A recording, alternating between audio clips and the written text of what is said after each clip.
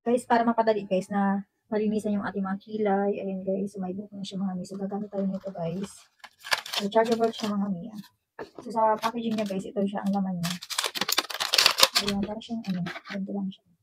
Okay, open. Tapos, dito guys, isasaksak siya. Ayan, type.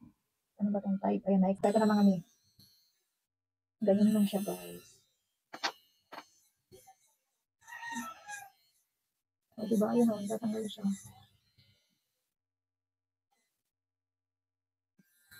So, ito lang yung on-off niya guys.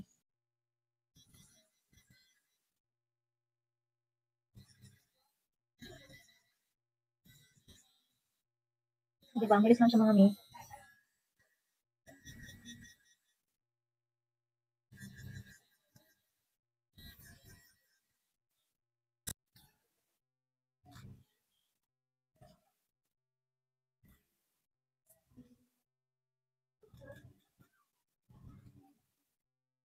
Malubat.